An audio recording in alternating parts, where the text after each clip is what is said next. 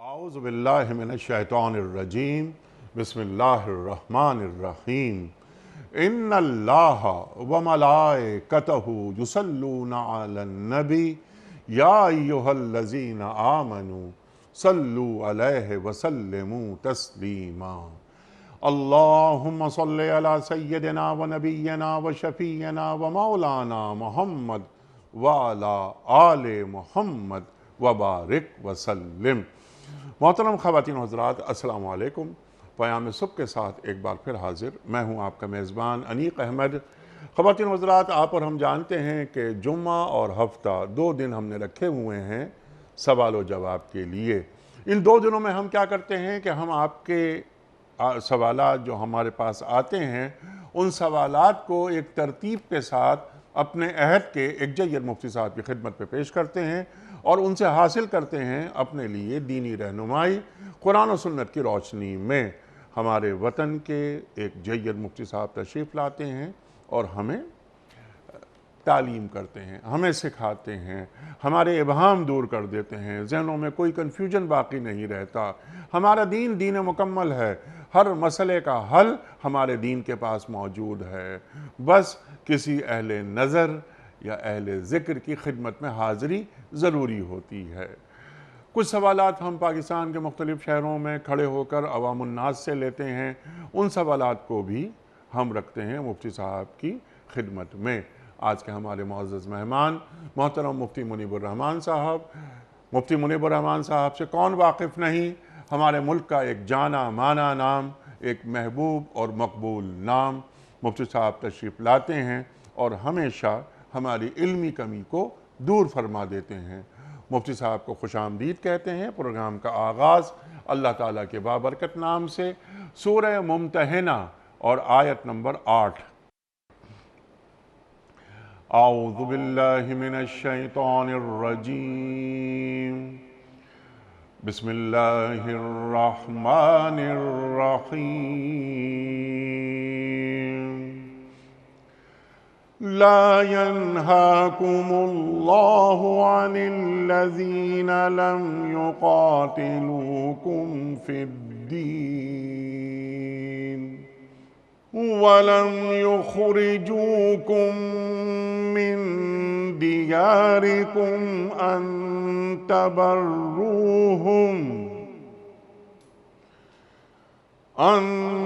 تبروهم وتقسطوا إليهم يخرجوكم من دياركم أن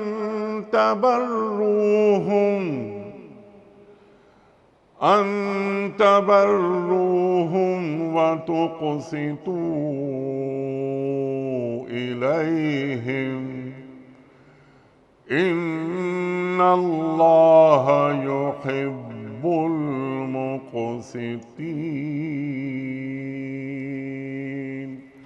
صدق اللہ العظیم۔ اللہ تمہیں اس بات سے نہیں روکتا کہ تم ان لوگوں کے ساتھ نیکی اور انصاف کا برتاؤ کرو جنہوں نے دین کے معاملے میں تم سے جنگ نہیں کی ہے اور تمہیں تمہارے گھروں سے نہیں نکالا ہے۔ اللہ انصاف کرنے والوں کو پسند کرتا ہے۔ صدق اللہ العظیم۔ محترم مفتی منیب الرحمان صاحب کی خدمت میں آج کے پروگرام کے حوالے سے پہلا سوال اون محمد صاحب کا ملتان سے۔ مفتی صاحب، نماز میں سورہ فاتحہ کی کوئی آیت رہ جائے تو کیا حکم ہے؟ بسم اللہ الرحمن الرحیم الحمدللہ رب العالمین الصلاة والسلام علی سید المرسلین سیدنا و مولانا محمد وعلی آلہ وصحبہ اجمعین۔ انیق احمد صاحب، بعض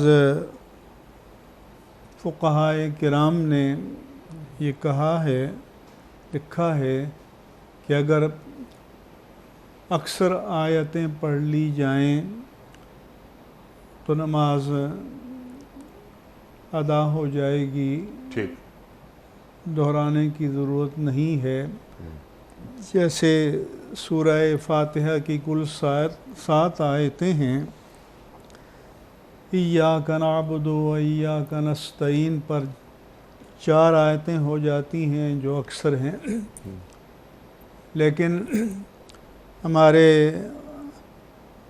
علامہ ابن عابدین شامی رحمہ اللہ تعالی نے فتاوی شامی میں مجتبیٰ کے حوالے سے لکھا ہے کہ چونکہ سورہ فاتحہ کا نماز میں پڑھنا واجب ہے، کیونکہ رسول اللہ صلی اللہ علیہ وآلہ وسلم نے فرمایا لا صلاۃ لمن لم یقرأ بفاتحۃ الکتاب، کہ جو فاتحۃ الکتاب یعنی سورہ فاتحہ کی تلاوت نہ کرے اس کی نماز کامل و مکمل نہیں ہوتی۔ تو اس کی روح سے پوری سورہ فاتحہ یعنی 7 کی 7 آیتیں واجب ہیں، لہذا اگر ایک آیت بھی رہ جائے بھول کر، اگر جان بوجھ کر چھوڑے تو پھر تو نماز کا اعادہ کرنا چاہیے، بھول کر رہ جائے تو احتیاط کا تقاضا یہ ہے کہ پھر بھی سجدہ سہو کر لینا چاہیے۔ احتیاط کا تقاضا ہے، سجدہ سہو کر لینا چاہیے۔ اس سے بھی ایک ملتا جلتا سوال ہے عبداللہ مبین صاحب کا کہ نماز توڑنے کے شرعی عذر کون کون سے ہیں؟ نماز توڑنے کے آزار میں سے ایک یہ ہے کہ فرض کرو کہ ایک ماں نماز پڑھ رہی ہے اور اس نے دیکھا کہ اس کا ننھا بچہ آگ کے قریب چلا جائے گا اور کوئی اور آدمی اس کو بچانے کے لیے چلا گیا ہے، بچانے کے لیے نہیں ہے، تو وہ نماز توڑے، بچے کو پہلے سنبھالے اور بچائے اور پھر اثر نو نماز پڑھے۔ یا اسی طرح اگر کوئی ماں نماز پڑھ رہی ہے کہ چلو باپ بھی ہو اور بچہ اکیلا ہے، اس کے ہاتھ میں چھری آ گئی ہے اور خدشہ ہے کہ وہ چھری سے اپنے آپ کو کاٹ دے گا، نقصان پہنچائے گا، تو تب بھی نماز توڑ دے، پہلے اس کے ہاتھ سے چھری لے، اسے محفوظ جگہ بٹھائے اور پھر اثر نو نماز پڑھے۔ اگر نماز پڑھ رہا ہے اور نفل نماز ہے اور ماں نے بلایا ہے اور اس کے علم میں ہے کہ ماں کو پتہ نہیں ہے کہ میں نماز پڑھ رہا ہوں، تو بعض فقہا نے لکھا کہ پھر نماز توڑ دے اور ماں کی فرمائش سن لے، تعمیل کرے اور پھر اثر نو آ کر نماز پڑھ لے، کیونکہ نفل نماز کی جب نیت کر لی جائے تو پھر وہ واجب ہو جاتا ہے، اور کسی وجہ سے نماز ٹوٹ جائے تو اس کو دوبارہ پڑھنا ہوتا ہے۔ اسی طرح سے فرض کریں کہ ایک شخص نابینا آگے بڑھ رہا ہے، وہ نماز پڑھ رہا ہے اور آگے ایک کھائی ہے اور اسے ایسا لگتا ہے کہ اگر یہ آگے بڑھے گا تو کھائی میں گر جائے گا، کوئی اور بچانے والا نہیں ہے، تو پھر بھی نماز توڑ دے، پہلے اس کو بچائے، اس کو صحیح راستے پر ڈالے اور پھر اثر نو نماز پڑھے۔ اسی طرح سے اگر نماز پڑھ رہا ہے، کوئی سانپ، بچھو، زہریلا جانور اس کی طرف بڑھ رہا ہے اور اندیشہ ہے کہ اسے کاٹ دے گا، تو پھر وہ نماز توڑ دے اور اس زہریلے جانور کو مارے، جو بھی کرے اس کے ساتھ، اور پھر اطمینان سے اثر نو نماز پڑھ لے۔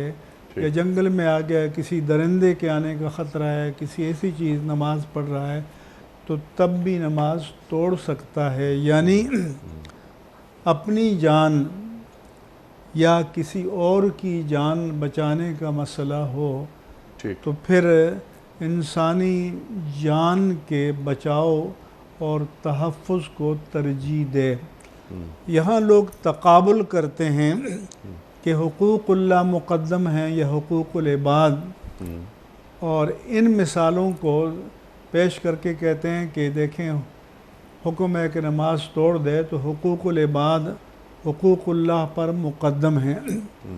ان کی خدمت میں گزارش ہے کہ یہ جو حقوق اللہ اور حقوق العباد کی ہم تقسیم کرتے ہیں، یہ تفہیم کے لیے، سمجھانے کے لیے یا تفہم کے لیے، سمجھنے کے لیے ہے، ورنہ انسانی جان کو بچانا یہ بھی اللہ کا حکم ہے، یہ بھی اللہ کا حق ہے، یہ بھی اللہ کی تعلیم ہے جس کا اس نے ہمیں حکم دیا ہے، پابند بنایا ہے۔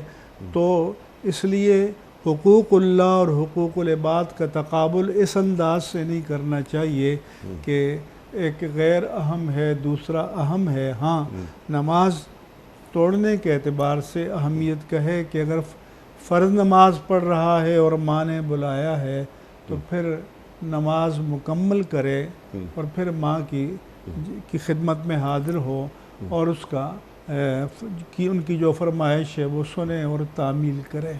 سبحان اللہ۔ یہ جو آپ نے بات فرمائی کہ حقوق العباد اور حقوق اللہ، تو حقوق العباد ہیں وہ بھی دراصل حقوق اللہ ہی ہیں نا؟ اللہ کی بندگی میں یہ ہم انجام دیتے ہیں، اللہ کے احکام کی اتباع میں، اس کی شریعت کی اتباع میں۔ تو جو کچھ بھی ہم کرتے ہیں وہ اللہ کے حکم کے تابع ہو کر کرتے ہیں۔ بچوں کی پرورش کرتے ہیں تو اللہ نے ہمارے ذمے لگایا، ماں باپ کی خدمت کرتے ہیں تو اللہ نے ہمارے ذمے لگایا، کسی ضرورت مند کی مدد کرتے ہیں تو اللہ نے ہماری ڈیوٹی لگائی ہے۔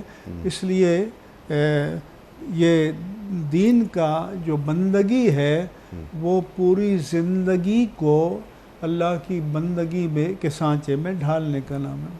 سبحان اللہ، سبحان اللہ۔ اگلا سوال بھی اتفاق کی بات ہے کہ نماز کے حوالے سے ہی ہے۔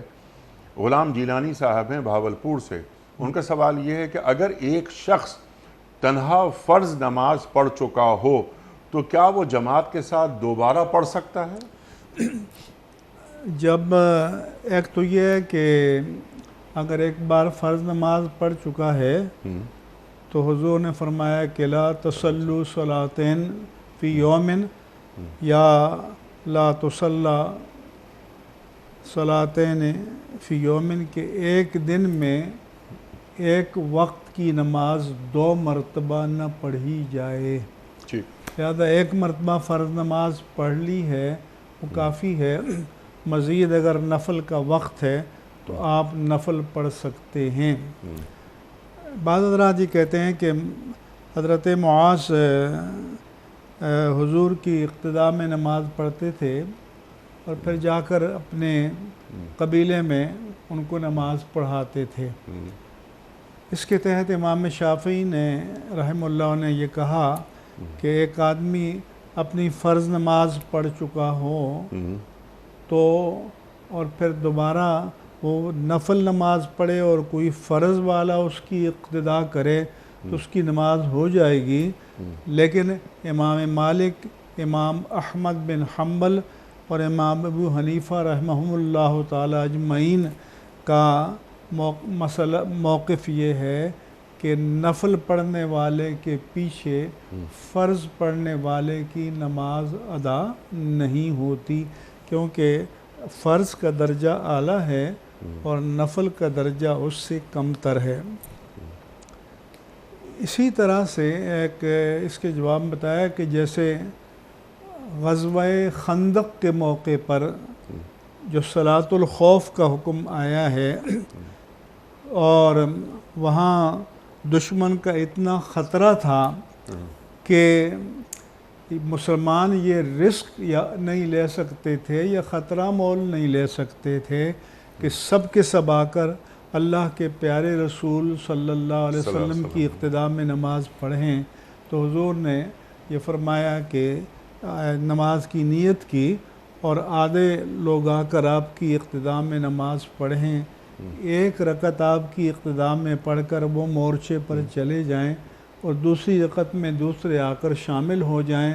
جب حضور اپنی 2 رکعتیں پوری کر کے سلام پھیریں تو وہ جو بعد میں شامل ہیں وہ اٹھ کر اپنی دوسری رکعت پڑھ کے سلام پھیریں اور مورچے پہ چلے جائیں. پھر پہلے والے آئیں اور اپنی بقیہ رکعت پڑھ لیں. اگر ایک دن میں ایک وقت میں ایک ہی امام کے لیے فرض نماز 2 مرتبہ پڑھنا جائز ہوتا یا 2 مرتبہ فرض کی اقتداء جائز ہوتی تو حضور آدھوں کو پوری نماز پڑھا لیتے. پھر وہ مورچے پہ چلے جاتے, دوسرے آدھے ان کو بھی پوری پڑھا لیتے. لیکن حضور نے یہ نہیں کیا. اس لیے حضرت معاذ کا جو واقعہ ہے یا تو یہ ہے کہ ابتدائے اسلام کا ہے جبکہ امام دستیاب نہیں تھے, یا وہ حضور کی اقتداء میں نفل کی نیت سے پڑھتے ہوں گے اور اپنا فرض جا کر اپنے قبیلے میں پڑھتے ہوں گے. ٹھیک ہے. اب یہاں ایک آدھ سوال ذہن میں اٹھا اس گفتگو کے نتیجے میں. نماز ایک شخص پڑھ رہا ہے, فرض نماز مسجد میں پڑھ رہا ہے, تنہا اس نے نماز پڑھ لی. جب نماز اس کی مکمل ہو گئی تو معلوم یہ ہوا کہ کوئی بزرگ تشریف لائے ہیں اور وہ امامت کر رہے ہیں اور نماز ہو رہی ہے. نماز وہ بندہ پڑھ چکا ہے اور وہ ان بزرگوں کی اقتداء میں نماز پڑھنا چاہتا ہے کہ یہ بہت... ہاں, اگر ظہر کی نماز ہے یا عشاء کی نماز ہے تو امام کے پیچھے, اس بزرگ کے پیچھے نفل کی نیت کر کے... اچھا, نیت نفل کی ہو جائے کر کے شریک ہو سکتا ہے. فجر کی نماز پڑھ چکا ہے تو چونکہ یا عصر کی, تو فجر اور عصر کے بعد نفل پڑھنے کی ممانعت ہے تو پھر نہیں پڑھے گا. اچھا, بیٹھ جائے. اور مغرب کی نماز پڑھ چکا ہے تو اس لیے نہیں پڑھے گا کہ 3 رکعت نفل ہوتے نہیں ہیں. کلیئر ہو گئی یہ بات. یہ بہت زبردست آپ نے بات ہمیں بتا دی ہے. اور کہ اگر کسی بزرگ کی امامت میں دوبارہ نماز پڑھی جائے جبکہ اپنا فرض پڑھ چکا ہے تو پھر وہ نفل کی نیت کر لے. سبحان اللہ, سبحان اللہ. مولانا نصیر صاحب ہیں UK سے. سوال ان کا یہ ہے کہ مفتی صاحب, احادیث میں نام محمد صلی اللہ علیہ وآلہ وسلم کی برکات بیان ہوئی ہیں, کیا یہ نام ایک عورت بھی رکھ سکتی ہے یا اس کے نام کا سابقہ یا لاحقہ محمد صلی اللہ علیہ وآلہ وسلم یا احمد رکھا جا سکتا ہے؟ ارشاد. انیقم صاحب, اللہ کے پیارے رسول صلی اللہ علیہ وآلہ وسلم نے فرمایا کہ تسمو باسمی ولا تقتنو بکنیتی, کہ میرے نام پر نام رکھو لیکن میری کنیت پر کنیت نہ رکھو. اس کے بارے میں محدثین نے 2 طرح سے بیان کیا. ایک تو یہ ہے کہ دونوں کنیت کو اور نام کو جمع کر کے کسی ایک شخص کا نہیں رکھنا چاہیے, کیونکہ حضور کی کنیت ابو القاسم تھی, تو ابو القاسم محمد صلی اللہ علیہ وآلہ وسلم. اور بعض علماء نے کہا کہ, اور کیونکہ ایک حدیث میں ہے کہ حضور بقیع کے مقام پر تھے تو ایک شخص نے کہا کہ یا ابو القاسم کہہ کر پکارا تو فالتفت الیہ, حضور اس طرح متوجہ ہوئے کہ شاید آپ کو بلا رہا ہے. اس نے کہا لا آنی, کا آپ کو نہیں بلانا تھا, میں تو دوسرے کو کسی اور کی کنیت ہوگی. تو پھر آپ نے فرمایا کہ لا تسمو باسمی ولا تقتنو بکنیتی, کہ میرے نام پر نام رکھو لیکن میری کنیت پر کنیت نہ رکھو. حضرت علی رضی اللہ عنہ نے پوچھا کہ آپ کے بعد اگر میرا بیٹا پیدا ہو تو میں چاہتا ہوں کہ آپ کے نام اور کنیت پر اس کا نام رکھوں, ابو القاسم محمد. تو مجھے اجازت فرمایا کہ ہاں رکھ لو. تو ایک تو انہوں نے آپ کے بعد پوچھا کہ آپ وصال فرما جائیں گے, تو ایک تو یہ ہے کہ اس کے معنی ہے کہ آپ کے بعد اگر کوئی ابو القاسم محمد نام رکھتا ہے تو ممانعت نہیں ہے، کیونکہ حضور کی حیات ظاہری میں تو یہ ہے کہ آپ کو اشتباہ نہ ہو جائے کہ مجھے بلایا جا رہا ہے، تو اب آپ کے بعد تو اشتباہ کا موقع نہیں ہے، لہذا نہ رکھا جا سکتا ہے۔ حضرت علی رضی اللہ تعالیٰ عنہ کو حضور نے اجازت دی، یا بعض علماء نے کہا کہ ان کا خاصہ ہے کہ اجازت دی حضور نے۔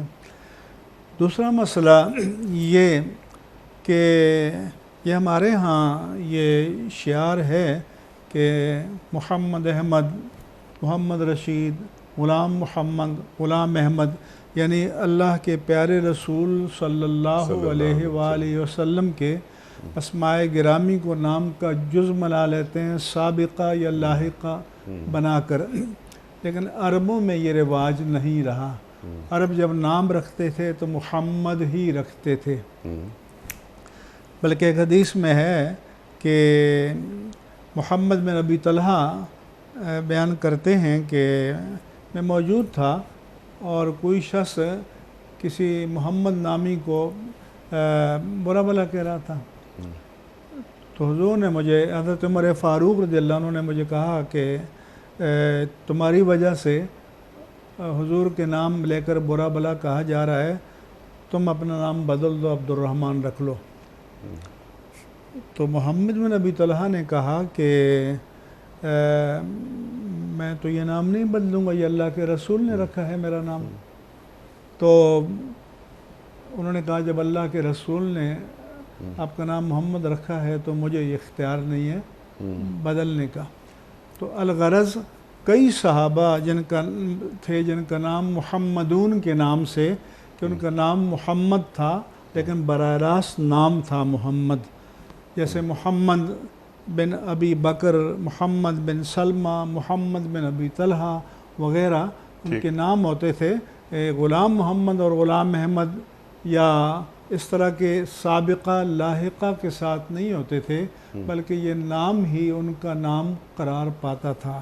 دوسرا جنہوں نے سوال کیا کہ خاتون کے حوالے سے، تو حکم یہ ہے جو ہمارا کہ ایک تو یہ ہے کہ عہد رسالت مآب صلی اللہ علیہ وآلہ وسلم، عہد صحابہ اور بعد کے ادوار میں کسی خاتون کا نام محمد نہیں رکھا گیا۔ نمبر 2 یہ ہے کہ ایک حدیث پاک میں ہے کہ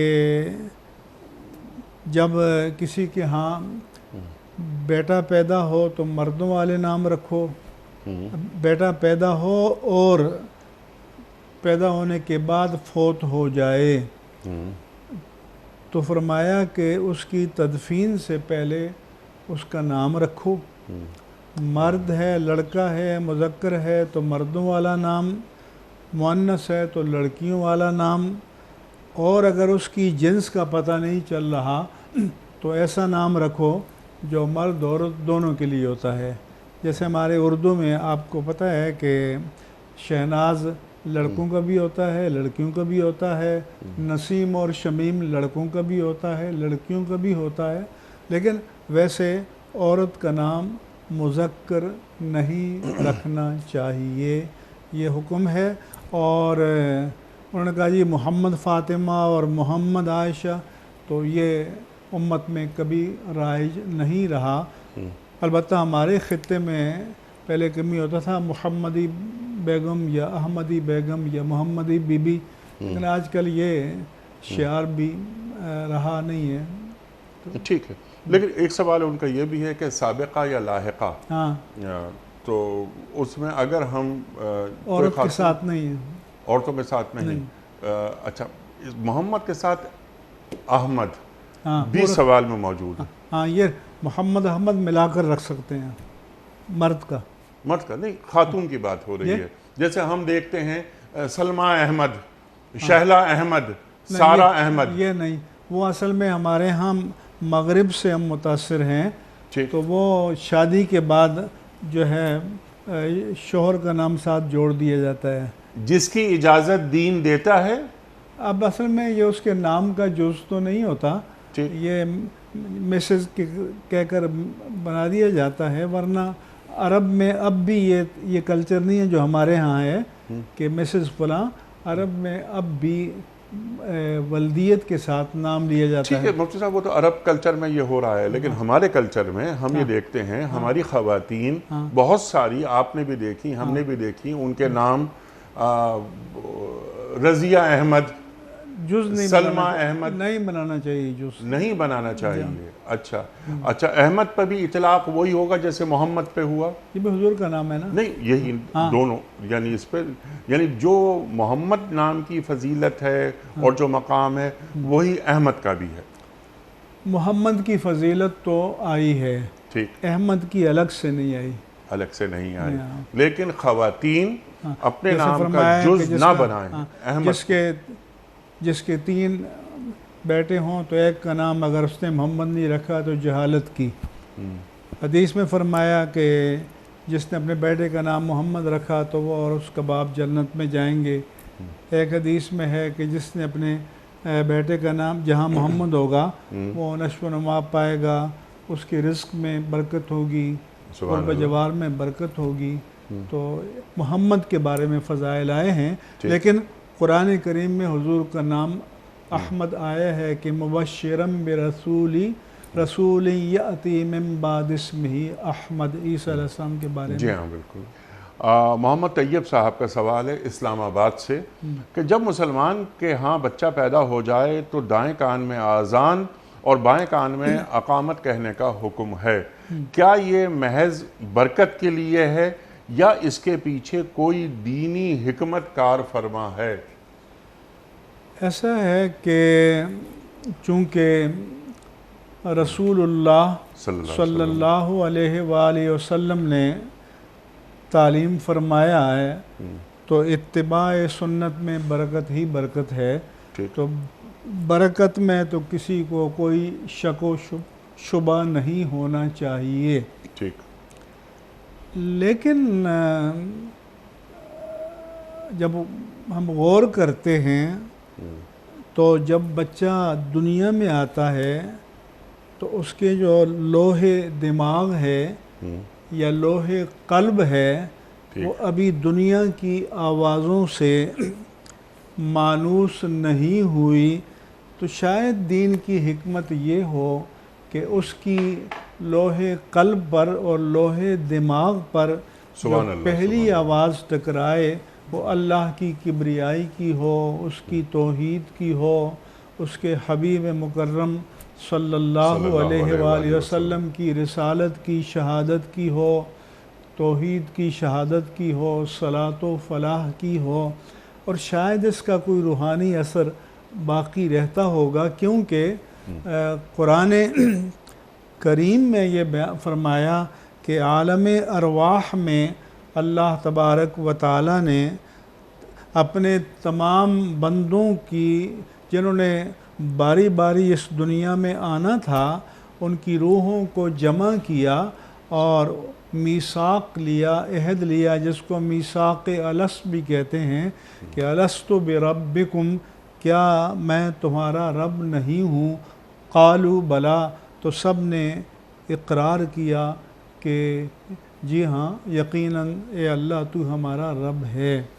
تو وہاں بھی شاید یہی حکمت ہو کہ انسان کی جبلت اور فطرت جو ہے اس عقیدہ توحید اور عقیدہ ربوبیت سے واقف ہو، شناسا ہو، تاکہ دنیا میں جب جائے تو اگر اس کے مقدر میں ہے تو کہیں نہ کہیں یہ آواز ٹکرائے اور وہ متوجہ ہو جائے، کیونکہ اگر اس کا کوئی روحانی اثر نہ ہوتا تو میثاق الست کا پھر مقصد کیا ہے؟ کیونکہ ہمیں دنیا میں آتے ہیں تو ہمیں تو نہیں یاد ہوتا کہ کب ہم سے میثاق لیا گیا ہے یا اس وقت کیا تھا، لیکن کوئی نہ کوئی روحانی تاثیر جو ہے میں سمجھتا ہوں کہ یقیناً اس کی ہوگی۔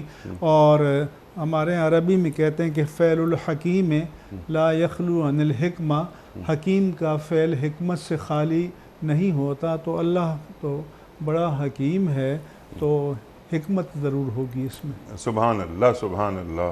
اور کیا اچھی بات آپ نے فرمائی کہ جب بچے کے لوح دماغ پر جو پہلے الفاظ جائیں وہ اذان کے الفاظ جائیں، اللہ اور اللہ کے رسول صلی اللہ علیہ وسلم کے یعنی اسما اندر جا رہے ہیں۔ اچھا، اور یہ دائیں کان میں، اور بائیں کان میں قد قامت الصلاۃ، قد قامت الصلاۃ، کہ اے میرے بیٹے یا اے میری بیٹی تجھے دین کی اقامت کے لیے کھڑا ہونا ہے۔ بالکل اندر جا رہی ہے بات۔ اللہ اکبر۔ وہ آپ نے حکمت کی بات فرمائی نا، تو اللہ تعالیٰ قبل اس کے کہ اور آوازوں سے آلودہ ہو تو پہلا نقش جو ہے وہ انہی مبارک صداؤں کا ثبت ہو جائے۔ سبحان اللہ سبحان اللہ سبحان اللہ سبحان اللہ۔ اچھا، پھر یہ جو اذان کے الفاظ ہیں اور پھر جو اقامت کے الفاظ ہیں، ان کی تشریح بھی گھر میں بتانی چاہیے بچے کو، جیسے بچہ بڑا ہو رہا ہے۔ یہ پورا دین کا منشور ہے، یہ دین کا جو منشور، سبحان اللہ، بہترین بات آپ نے فرمائی۔ تو اپنی اولاد کو دین کے منشور سے واقف کرانا، تاکہ جو اذان کے جو الفاظ ہیں، اس کے جو معنی ہیں، وہ بچوں کے لیے اجنبی نہ رہیں۔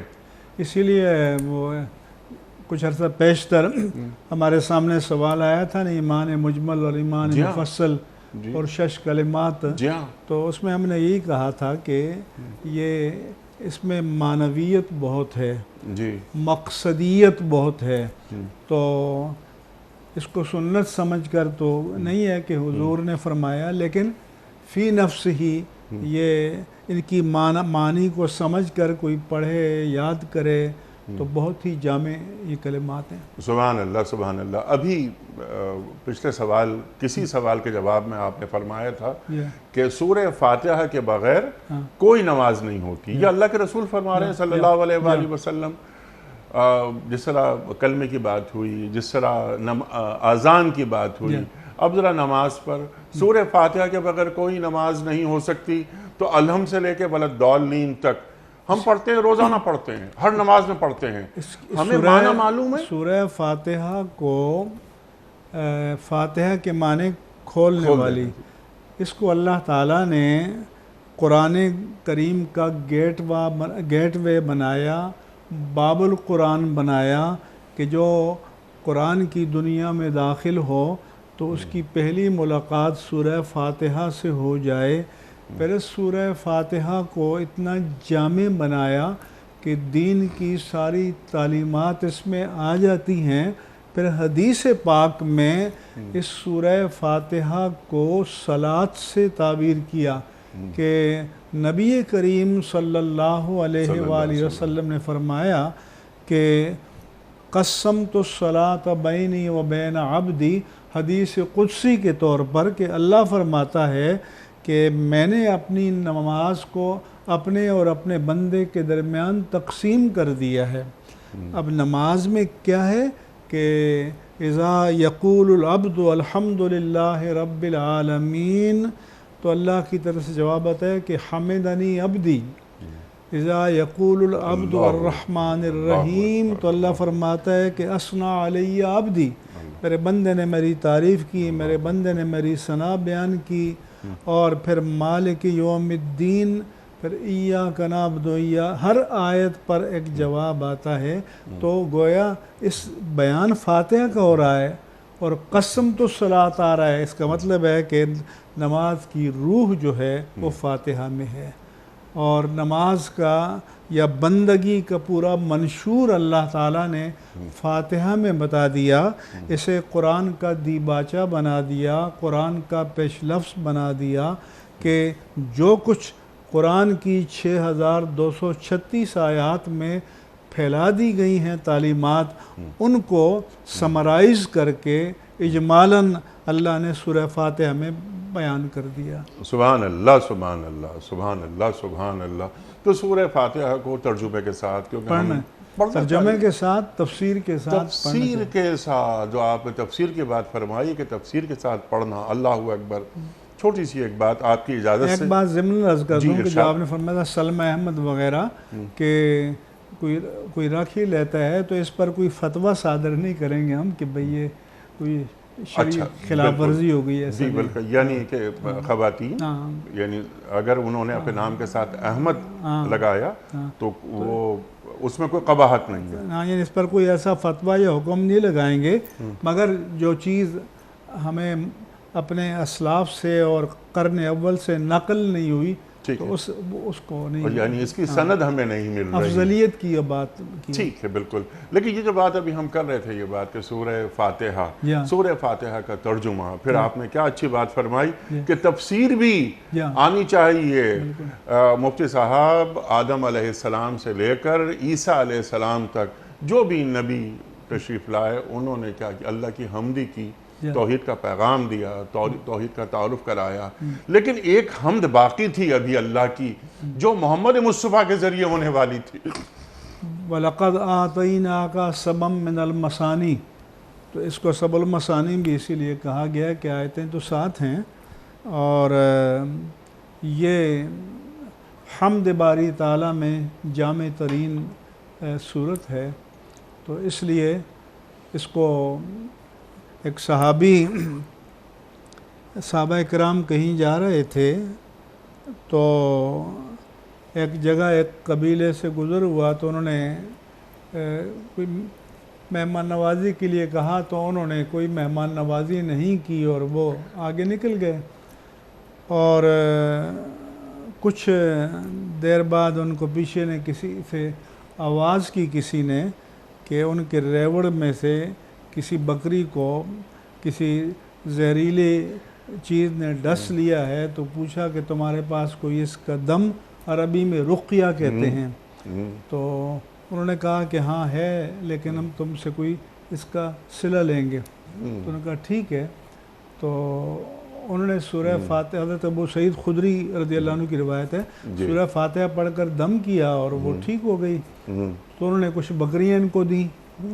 تو اب ان میں آپس میں اختلاف رائے ہو گیا کہ یہ ہم نے سورہ فاتحہ پڑھ کر دم کیا ہے، اس کی اجرت ہم لیں یا نہ لیں.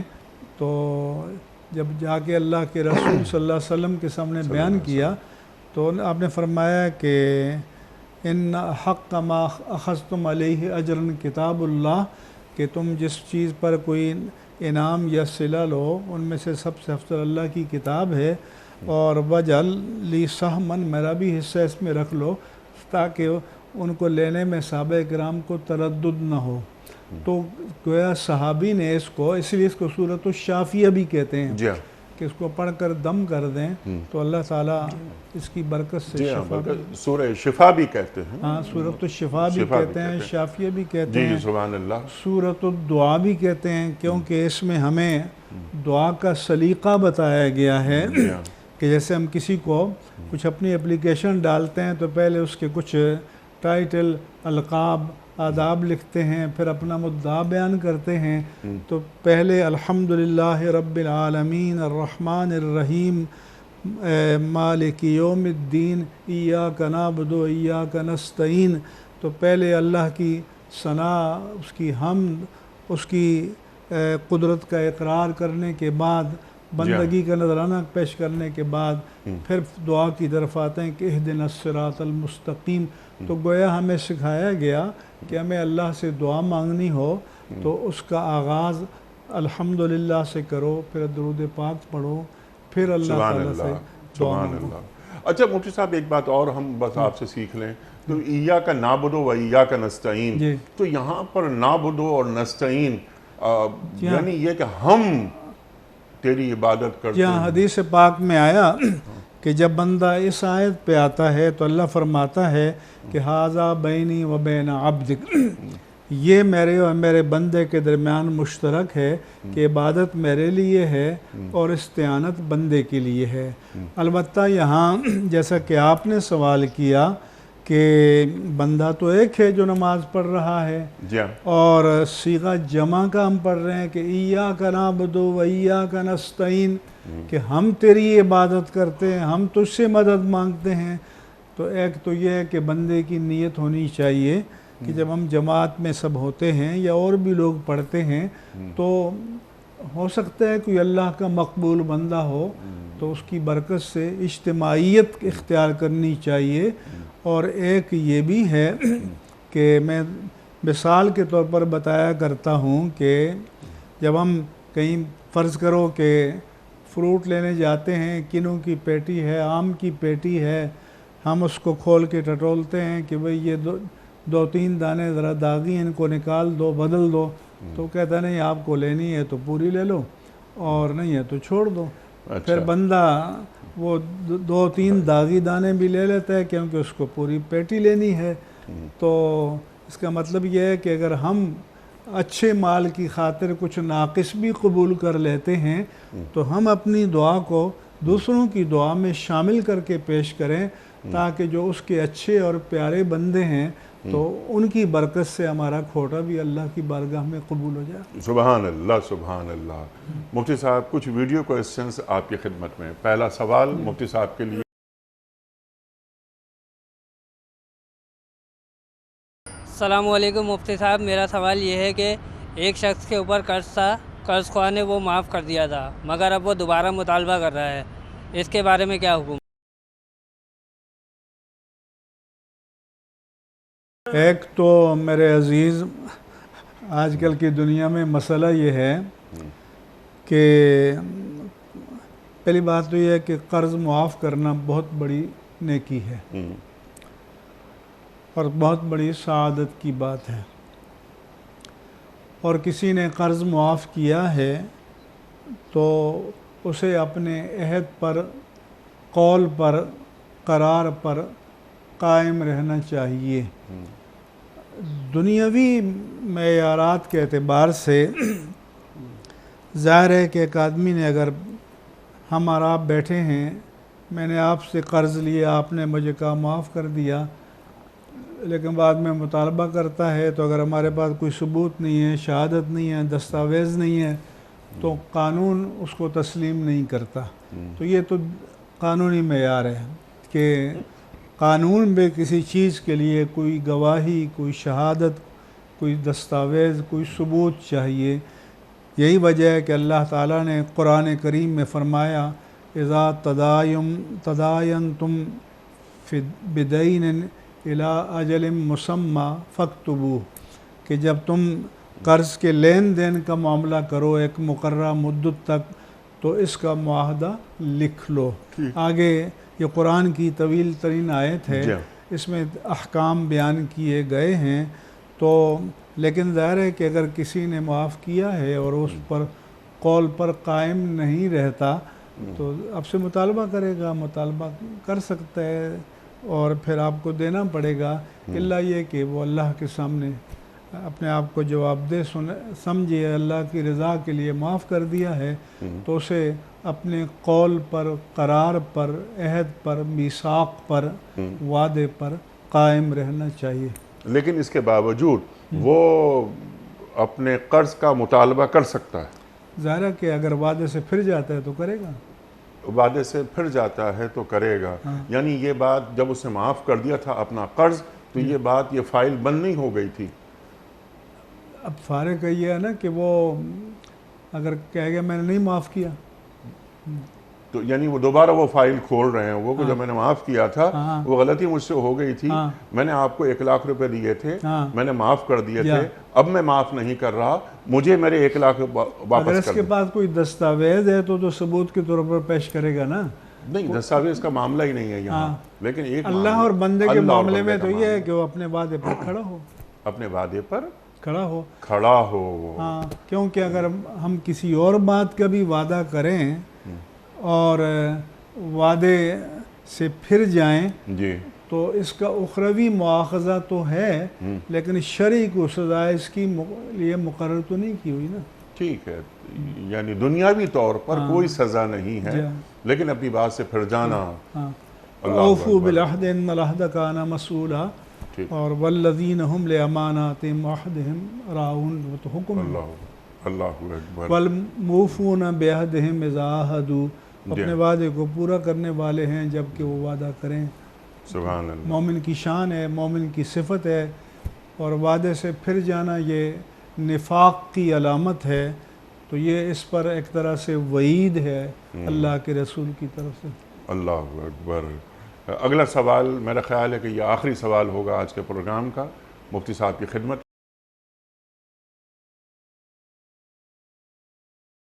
مفتی صاحب، میرا آپ سے یہ سوال ہے کہ قبرستان جاتے ہوئے کن چیزوں کا خیال رکھنا چاہیے؟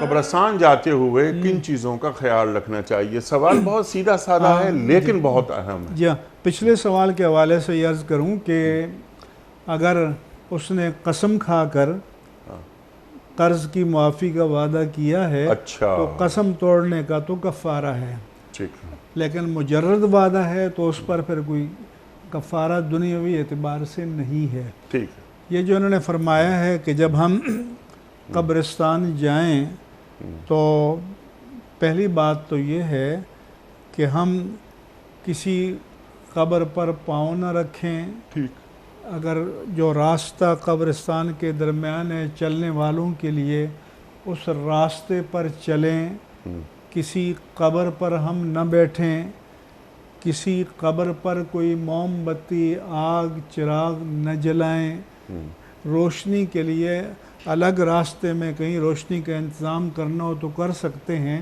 لیکن قبر پر آگ نہیں جلانی چاہیے۔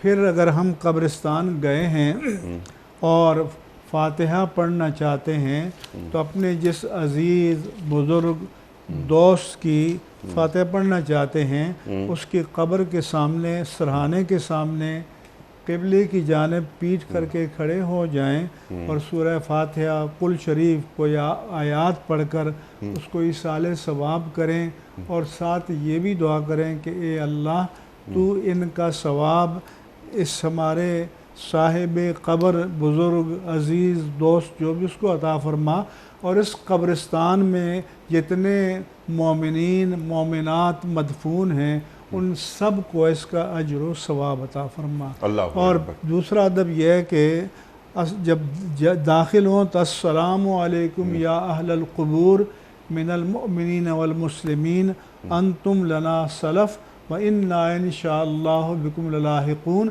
کہ سلام ہو تم پر اے اہل قبور، مومنین اور مومنات، اور تم ہم سے پہلے گزرنے والے ہو، اور اپنی باری آنے پر ہمیں بھی آپ سے آ کر مل جانا ہے۔ اللہ اکبر، اللہ اکبر۔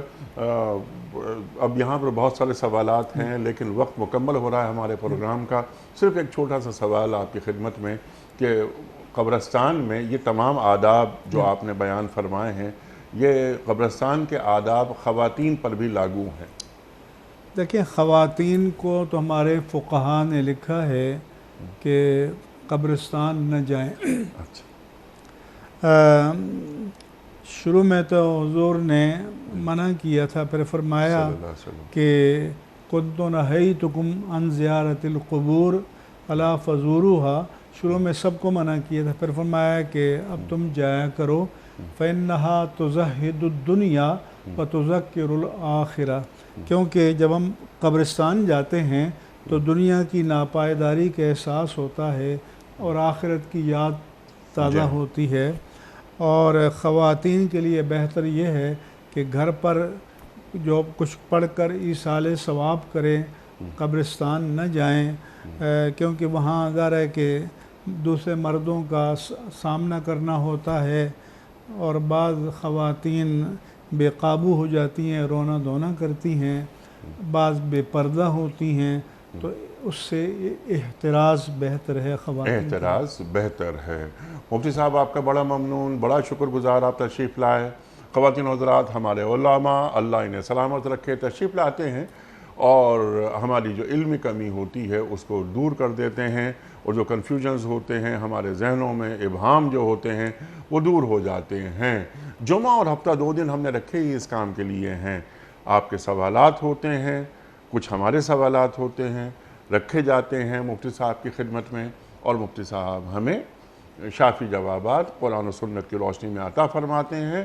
اللہ تعالی ہمارے علماء کو سلامت رکھے۔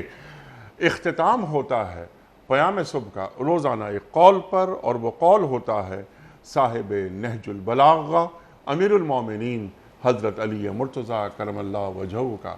آپ فرماتے ہیں کہ بہترین دولت مندی یہ ہے کہ خواہشات ترک کر دی جائیں، بہترین دولت مندی یہ ہے کہ خواہشات ترک کر دی جائیں۔